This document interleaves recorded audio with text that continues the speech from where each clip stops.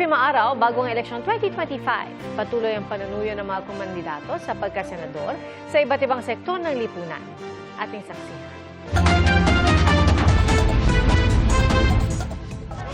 Agrikultura at SMEs daw ang prioridad ni Congresswoman Camille Villar. Batas sa libreng kolehiyo ang tinalakay ni Bam Aquino sa Northern Samar. Nakiisa sa paglulunsad ng Green Rice Action Movement si Atty. Jimmy Bondo, Congressman Rodante Marcoleta, Dr. Richard Mata. Binigyang diin ni Congressman Bonifacio Bosita ang kahalagahan ng road safety. Workers' rights ang isa sa mga tinalakay ni Representative Arlene Brosas.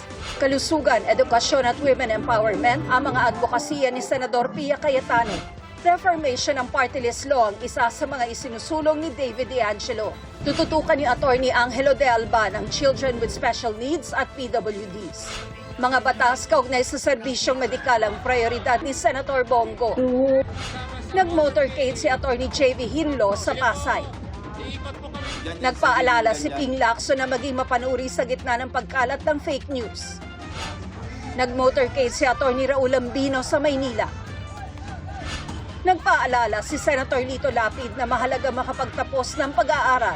Kabilang sa mga prioridad ni Senator Amy Marcos ang kapakanan ng solo parents. Daily wage increase ang tinalakay ni Sonny Matula kasama sina Jerome Adonis at Atty. Luke Espiritu.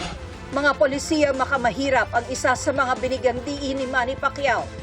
Nakihalubilo si Kiko Pangilinan sa vendors at customers sa pasalubong centers. Sabi ni Ariel Kerubin, ang malakas na reserve force ay susi sa national defense. Tinalakay ni Senator Francis Tolentino ang pagpasa ng mapa ng talampas sa UN.